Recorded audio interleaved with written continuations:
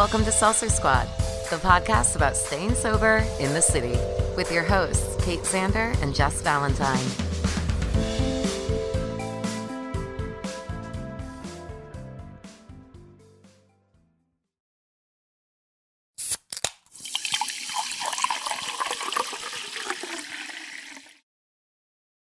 Hey, Kate. So someone in our Facebook group made a joke saying that you never finish books. So I'm just curious, have you finished any books lately?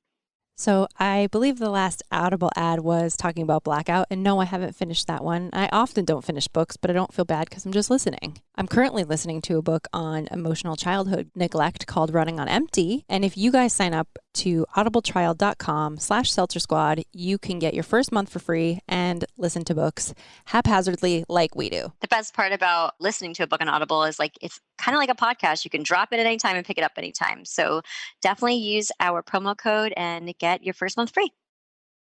Hey, Kate. Hello, Jessica. What are we talking about today?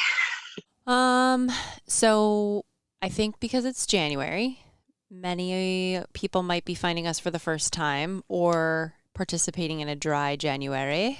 And when we started, it might be February when this comes out. True. Dry something. So they might be dry. Dry. It's early 22. Yeah. It's still New Year's vibes. So yes. Because iTunes still hates us, many people can't listen to our first few episodes, but you can if you listen on Spotify. Yeah, it's so weird that they do that. But we did a Sobriety 101 episode where we talked about all the things we found helpful, but the world has changed a lot. So I think we should go back and revisit if we had to do it all over again now. Okay. What would you recommend to me if I said to you, I think I need to quit drinking? Because there's a lot more resources than there were. Shit's different.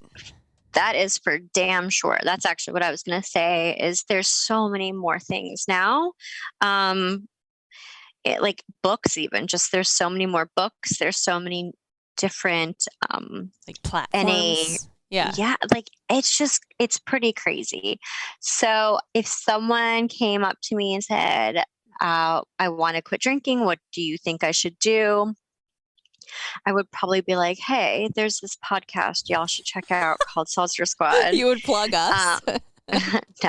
But in all seriousness, if you had, let's just say you were going to get sober this week, what would you do now? Obviously, we know all the resources out there. I know, but that's hard to say. I don't know, because if I was getting sober, I wouldn't know all the resources. Right. So, but I'm saying that if you were starting over now, knowing what you know now, because I still stand by hide and eat Dominoes for a minute. Oh yeah. I listened to, Lisa Smith's Girl Walks Out of a Bar, whatever. So, I probably would also maybe do, Naked Mind, Anna Grace. Because I still haven't read stand by that. Yeah. Or Sober Curious by Ruby Warrington. Quit Like a Girl, like Holly. I think that there's all these different books that have come out since I got sober that I would have loved to have read. The Sober Lush. I mean, that's just four that I can think of. When we both quit, we couldn't get enough because there wasn't that many podcasts there wasn't either. Any. No, there was just Home. There was Home, which was done, right, and then there was more like AA or spiritual recovery type podcast. I cannot think of any. Sober Girl's Guide, I think was out, but again, I didn't even hear about that for a minute. So I think I'd be binging more. I have an addictive personality, so when I'm into something, I obviously go into something. So I think that I probably would do the same thing and dive as much as I could. I was just listening to Home over multiple episodes a day, and those are pretty long episodes. And I was listening to my podcast. My audiobook, Lisa Smith and stuff. So I think that I would just do more of that, and there are more now. So I think that would be my recommendation is hibernate and get yourself good podcasts, but good books, and just curl up in your bed and order Domino's, watch Netflix, read, listen to podcasts. Yeah, I think the get out of like triage mode would be the same for me. We're like hide, call out of work if you need to, take a break from your life if you need to, if you can.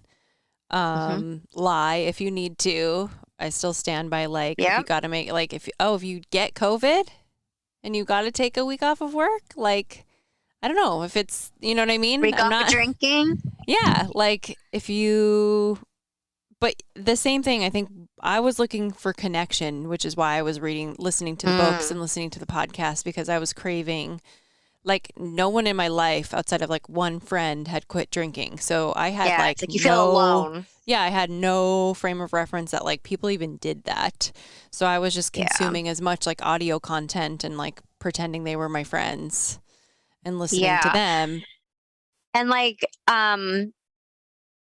I totally just lost my train of thought. I think the one one community though that I would recommend is, if I had to do it all over again, I would join Laura's The Luckiest Club, because they're online meetings, and I think you can choose to turn your camera on or off. And I've heard nothing but good feedback about people that have gone to those, and I feel like I know a lot of people that have met a lot of friends through that. So I would do that right away. We didn't have that option. No, we didn't have that option back then. And I don't even think they did virtual meetings back then. No, it was like you go you go to AA or that's it. So, I mean, that's obviously another option if you want to go to like a recovery meeting online. I think there's tons of resources now. But if you're looking for like a non-AA vibe, there's also a lot of there's like girls on Instagram that go live every Friday, and there's like virtual non-alcoholic happy hours. The Reframe app. Mm-hmm. That's so that has like tons of outlets too. What I was going to say was, it's not even just the whole getting sober thing. I think it's more acceptable today than when either one of us got sober, but I think it's because more and more, like, I don't know, in like since the pandemic, people have been more about like self-help, self-care, self-healing, just being healthy, that kind of stuff. So it's just being sober kind of is less of are you an alcoholic, or is it just like, like you're just taking care of yourself better? I think that it's not, your mind doesn't immediately go to, this person has a problem. It's like, I don't know. Does that make sense? I know I'm really like not it could be like in this stage of the pandemic, it could just be a personal choice, something you're trying out. Like, it doesn't necessarily mean that it was ruining your life. Like, did you know that Katy Perry just came out with an NA alcohol? No, I didn't even know she was sober. I don't know if she is or not. Right. My sister sent it to me yesterday. She's like, did you know that Katy Perry has a NA line? And I'm like, no. And I'm trying to think what it said. Basically, it was just like, like people are just wanting to be healthier and stuff. I don't know if she's an alcoholic. Like, I don't know if drinking NA wine in the beginning would have helped me. Do you think that would have helped you? No, I'm also not a wine drinker. Now, right, when but I like say spirits, do you think if you would have just switched to mocktails, that would have helped? Well, what I wanted to say about this stuff is it's kind of like other things like Three Spirits, where it's not trying to be alcohol. It's botanical. So I think that a lot of people, it's still different than having soda. You know what I mean? So I think that having something that it's NA, but it's not imitating liquor, it's not imitating wine. I just find that a lot of these botanical drinks are on the up and up, and a lot of people, I think that the sober market is using those also to be like, hey, like instead of a cocktail, have this botanical thing or whatever. So I think that something like that, I know some people do like kombucha, but I know there's a lot of like controversy around that. But I think that having something like that is different than having like an O'Doul's that's trying to be like a beer, because your brain is still getting, or you're still tasting that taste. While like, other things like are more botanical, they don't taste like liquor to me. They taste just like very like independent, like it's an isolated flavor. So I think that that would help me in a way, because it's just something that's not as boring to drink like soda water.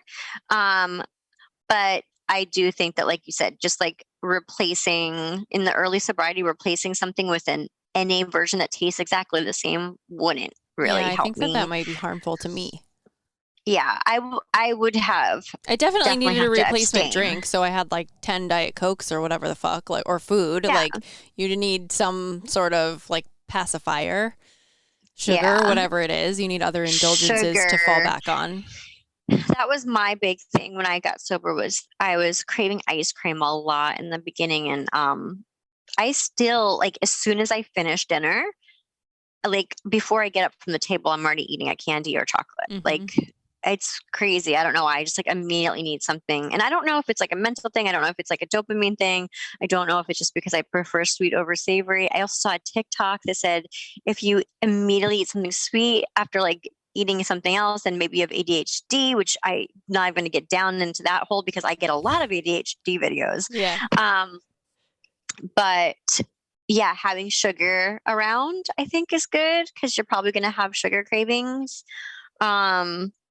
Don't think that you're automatically going to lose a lot of weight, because I think that's another thing that people always assume. That's a good one. I just had someone the other day, and she's like, we're doing dry January and we are actually going to continue into dry February, which I think is great. Mm-hmm. Because she was like, yeah, I just had been drinking so much Prosecco, like, you know, same thing like Miranda, like pandemic. And but she's like, but my husband lost 10 pounds, or boyfriend lost like 10 pounds, and I still haven't lost any. I'm like, don't expect to like lose weight like that.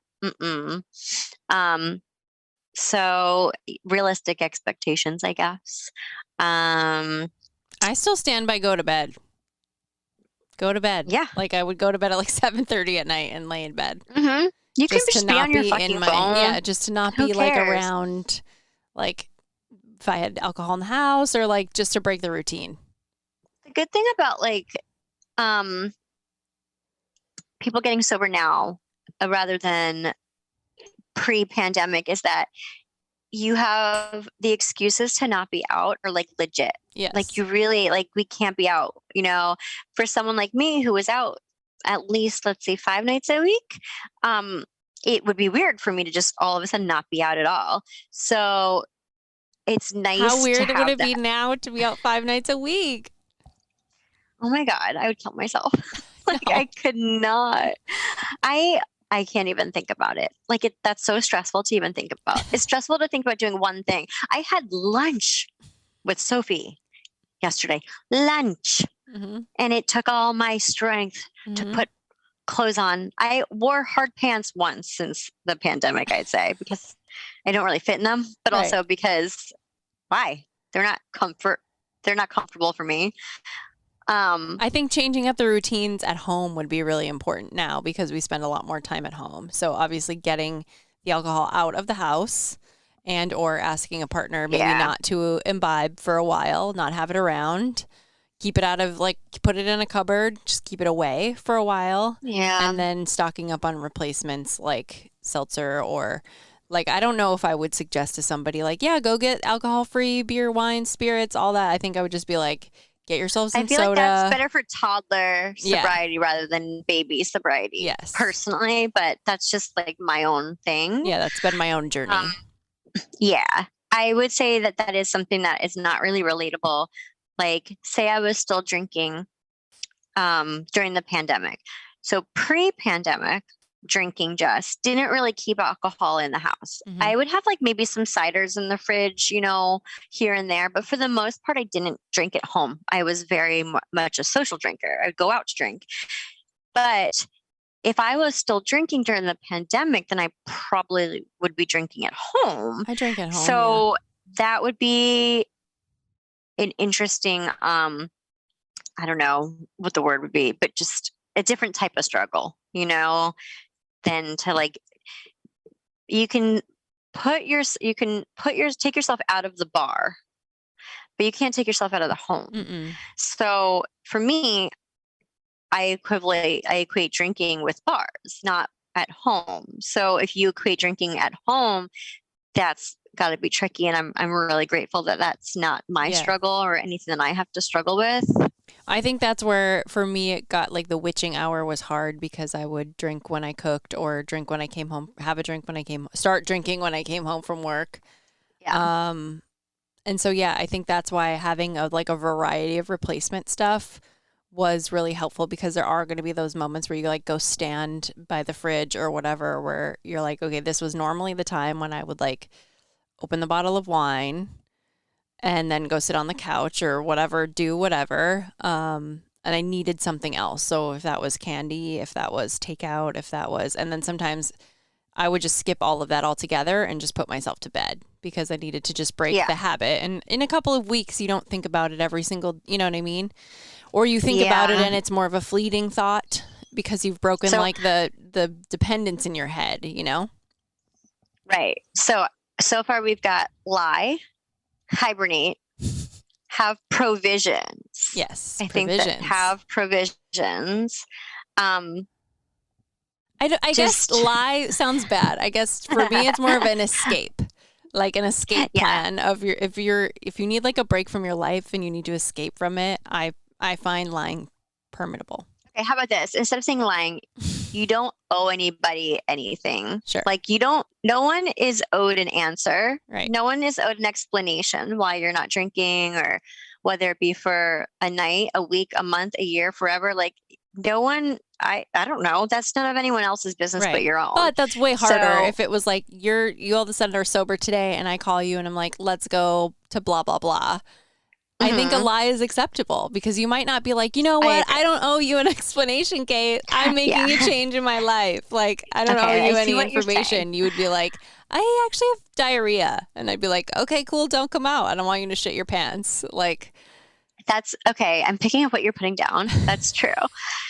But just that's why I think like it's like okay to lie to get out of a holiday if you need to. Like if you're not feeling strong enough to like stand in your truth, like I don't think I was even able to be like, hey, I don't think I can come to this because I'm sober and I'm not going to enjoy myself for like years into my sobriety.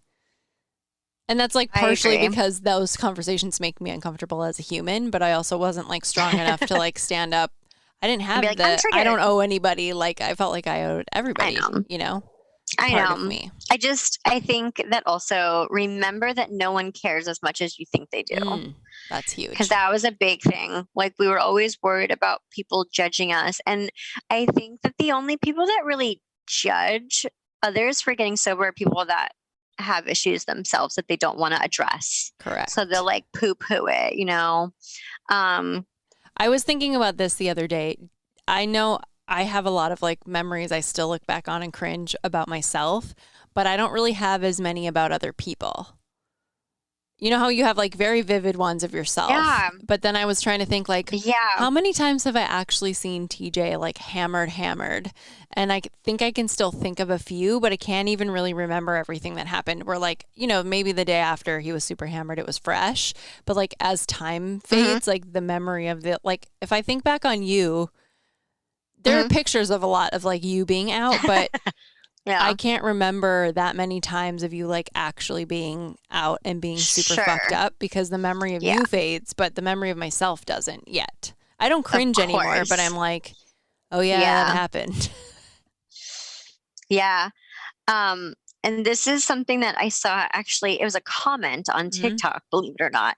And this is just a little bit of a somewhat related, tangent, but it was like a sober comedian. And she was like doing her stand up and she said she was sober and someone was heckling her. And she's like, why the fuck do you care? Like if I don't drink or whatever. But one of the comments was something along the line. I know I'm going to butcher this, but it said something like, people that don't have drinking problems don't have problems with other people's drinking. Yeah. Again, I'm probably butchering it, but you get the gist. And it's like, it's true. It's like, say it again though. That's good. You know, I think it was people who don't have drinking problems don't have problems with other people's drinking. Yeah. I would say that's 100% true. Yeah. I was like, oh. Of all of the people that have ever given me a hard time, many of them later have come and said like, hey, I'm trying to quit drinking. 100%. Or even just cut back or have taken like a month off, like basically have like dipped their toe in the sobriety pool. I remember one of the first times I was out at an event. I'll never forget. And I won't say who the person is, but I'll tell you afterwards. They were cracking beers and this person handed me a beer and I was like, no, thanks. And this was like maybe a couple months into things. So I was like, no, I'm not doing that anymore. And then he was like, you can have one. And I was like, no, I can't. No. And he was like, but just one. And I was like, no, like I can't have one. Like, and then I started getting mad. And then fast forward like 3 years later, and that person like actually had reached out to me on social media saying like, how did you do this? Like, blah, blah, blah. Of course, that person didn't remember like heckling me. I'll remember it, but I think I know who you're talking about. Yeah, and there have been other people that have given me a hard time where like later on they've like in confidence. That person's drinking again, by the way. I figured. Yeah. Yeah. A little tea. Yeah. A little gossip. You know, those are the people that I think. Then now when people say something to me about it, it kind of makes me feel sad because I'm like, oh no. It's like, oh, you have an issue, probably. You have it too. Like, yeah, exactly. Your brain's broken too. Yeah, you have it too. All right. Text me in 3 years. Yeah. Text me if you need to. Whatever. Yeah, but that's very true. Yeah. And then I think also expect like some unexpected wins. Like there's going to be like the first Saturday without a hangover. That's an exciting one where you wake up on a Saturday morning and you're like, fuck, yeah, I feel great. Or like maybe I still don't feel like great emotionally, but I don't have a hangover today. Having more money in your wallet. Oh yeah, the money. Bank account. Yes. You're going to save money, like a lot of it. Also kind of like finding out slowly, like you'll probably learn other people that are sneaky sober. What do you mean? Right. How have you found out someone's sneaky sober? I'm just saying, like, don't you find that like you like slowly like people that you didn't know were sober, like friends of yours have come out of the woodwork and like, oh, it's like once it's kind of like a ripple effect. Like once someone knows like you're sober, then they feel like they can open up and be like, I'm sober too. And then so on and so forth. Yeah, true. So I think that you'll like realize that not every, some people that you may not realize are sober. The time thing is still hard. Not hard for me anymore, but like, remember how slow time was in the beginning? Where you're like, I'm bored and the day is like 40 times longer than it used to be. Time is now normal again, by the way, for me at least. Is time normal for you? For the most part, it's still like weird pandemic time where I don't know what day it is and stuff like that.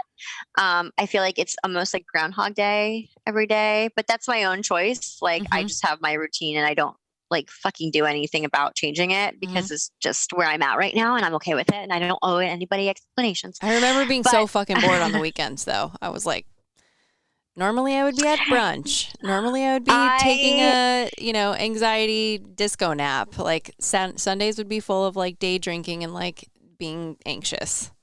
I forgot about it until right now. That's when I picked up working on the weekends. I changed my schedule a little bit, which obviously is not ideal for everybody. Right. I was lucky enough to be in the position where I could do that. So I changed around my schedule so that I was able to keep myself busy during those times I would typically be drinking and stuff. And that really comes in handy. I don't know. I mean, everyone's job is fucking different. So if that's like an option, then do that. Or like pick up a class that you can do on that day or whatever. If Sunday's your drinking day. I did a lot of projects. For me, I did a lot of like DIY or just you redecorated your whole fucking house. Yeah. I did. I really did. Like in warp speed. Like, I know. But I mean, I wasn't drinking. I took up macrame. Oh, nice. I had a small macrame side business when I first got sober because I wanted to keep my hands busy. Yeah, I mean, whatever you have to do, like create an OnlyFans. I don't know. Be like Stephanie from 90 Day Fiance. Sell your farts in a jar. Like it doesn't matter. Just do something. Do anything. I always think like it's a good time to start like a meme social media account because then it keeps you like thinking of things and you can be Start a anonymous if you TikTok. want to. Like start like a satirical Twitter feed, you know, pretend you're a French fry. You could- Like I don't know, the possibilities are endless. You don't even have to create TikTok content. You can just be on TikTok and then all of a sudden it's 5 a.m. and you didn't realize that the Yes. time went by. Like Yeah. that place is a black hole. Yeah. Pick up a new Netflix series to binge. Like there's just, you just got to keep busy. I would say Masturbate. I don't know. I think I unfollow watched a lot of porn. so much masturbating So in the much. beginning. So much. Direct addiction transference. And Yes. I've got that from multiple reports of people. So much masturbation. Really? Yeah. Okay, well, Wait, I lost my train of thought now. sorry. Was it even important? I don't know. Well, The masturbation I really mean, caught me off guard, but I remember that. Yeah. Yeah. Got a lot of extra time on your hands. I I don't know. feel like it was a good one though. I bet it was. I mean, therapy, I'm so sorry. obviously, if you can, if you Duh. have the resources. Maybe not right away, Do because it. like I don't think I was up for it right away. I needed to like ease into Oh, it. I did it right away. I was like, when I quit, I knew I needed a therapist. I'm like, I need to quit drinking. I need to get a therapist and I need to lose weight. The first time I quit drinking, I was in actual. Well, maybe this was the last time. Then it must have been like the last. It was Yes, your I therapist was who in. told you drink too much, right? I Or was like, in. Well, that was before I quit drinking. But when I got Oh, okay. when I quit, yeah, it must have been. I was in crisis, so I had a text therapist, and we were. Oh, okay. I like was it's- yeah, texting like perfect. crazy with them. I'm trying to think if there's anything else relevant to the pandy things. Panty. Yeah. I mean, we know all the secrets because we've been in this, like, I guess this is an industry. Like, we've been in this niche for a while. But Yeah. I think the biggest things would just be seeking out, like, group support because you can do that stuff online and anonymously. And that's the thing that makes Yeah. you feel the most less alone. Agreed. Yeah. Go online. Go find other, like, sober people because it'll just make you feel like you're not such an anomaly. Because I remember feeling like a total anomaly at the beginning.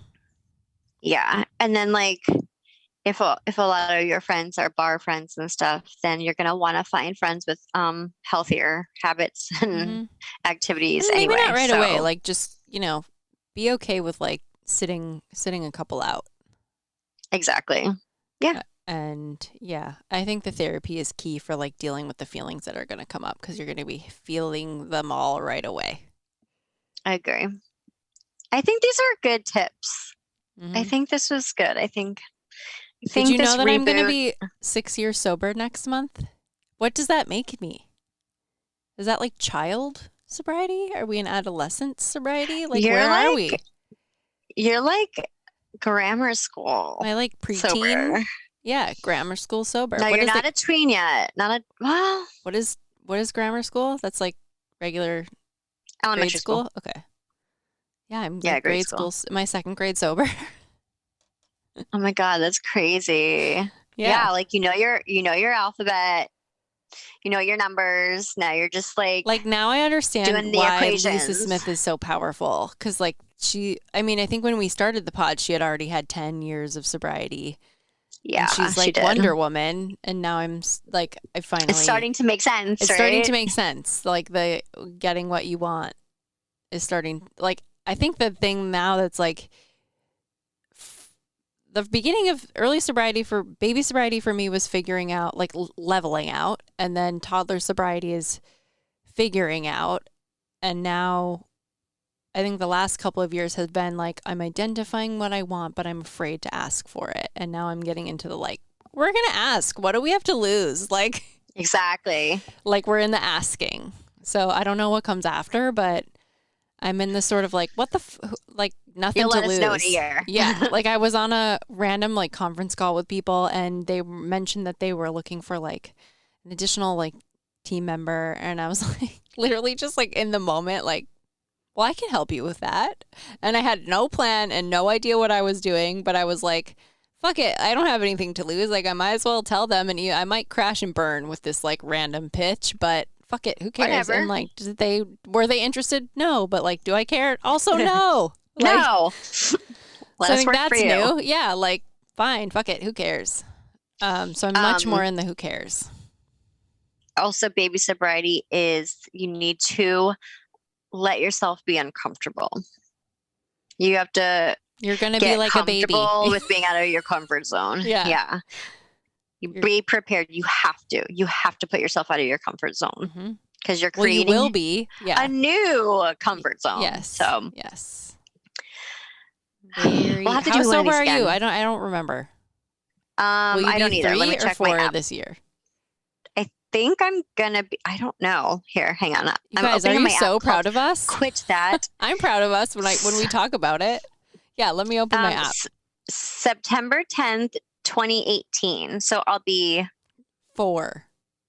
Yeah, but that's not until like September. So you're 3 that's and a still half? like 9 months away. So I'm 3 and a half-ish. Yeah. Okay. What are your stats? Oh, well, they're not really that great because like how much I saved. Yeah. It's because when I went back to being sober again and I redid this, I hadn't been drinking as much as I had been originally. So I really lowballed how much I was drinking and how it says that I've saved $12,000, $12,199. Oh yeah, that's not right. No, I've definitely saved much more. And it says it's been 40 months, 3 years, 4 months. I don't know. Okay. What about you? Mine says I call mine the drank. I quit the drank 2,151 days ago, 70 months, 307 weeks, 5 years, 10 months, over 3 million minutes. And I have saved Oh my God. $86,062.83. Also, That's like I think that's still really also nice conservative. car. Like from what we would have, like there's no like lifestyle costs associated Let's be honest. with this. We weren't completely honest probably when putting in how much we were spending on alcohol and how often we're drinking. I think I put in, I want to say $15 a day. I wish that it would let you check. I don't want to click edit because I don't want to screw anything up. I clicked edit. It's not. Daily cost. I wrote daily cost $10. That's bullshit. Oh, mine's around 40, so I guess mine was $40. I don't know if that's right though. But anyway, regardless, guys. I'm gonna put 40 because I 100% would spend at least $40. Yeah, and you would buy expensive cocktails as well. That's what I'm saying. It's like $16 a cocktail. Fucking house wine happy hour pricing. Sutter home. Katie's not spending any money or whatever. But it didn't. So I edited it, but it didn't change like how much I saved or anything. So and this time in these 2,000 days, I have had no relapses. That's great. I also have not. I think that I may have had like a taste or something like that of alcohol, but now it says I've saved 48,796. That sounds more like it. I've tasted alcohol. Yeah. I haven't drank anything, but I've tasted. Just on New Year's, I had my free and I said I wanted to taste cans. And I just had like a literal sip. I just wanted to see the difference in how sweet mine was. And it's funny, I preferred the free over the bitter champagne. But again, I had like literally, I was tasting it. So, but that's something when we were bartending, we'd have to do too sometimes. What did we buy? TJ and I bought something. If it was like a juice or something like we were at a restaurant and we got donuts for dessert, and they brought over these donuts and one of them had like a brandy something, and like I took a bite of it and it was literally so disgusting. It reeked. It like made the whole table stink. And I was literally like, you have to get this off the table. Like I cannot even like stand this like reek of the smell. And I had a bite and I was like, this is like, even TJ was like, soaking in it? He was like, this tastes like booze, like straight up booze. And I was like, yeah, I don't want any more of this. No. So yeah, Not for me. so that's on Sobriety, the rebooting. Yeah. Sobriety 101, the reboot. The reboot. And maybe next year we'll have another reboot. And just like that, it's been 2,000 days. Until we meet again. Be nice to yourself. And don't forget, Hangovers suck.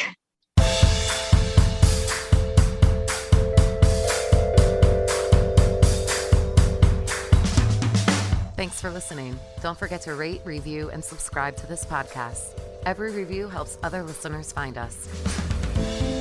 Music by Dead Go West. Art by Kate Sander. For show notes and resources, check out seltzersquad.com.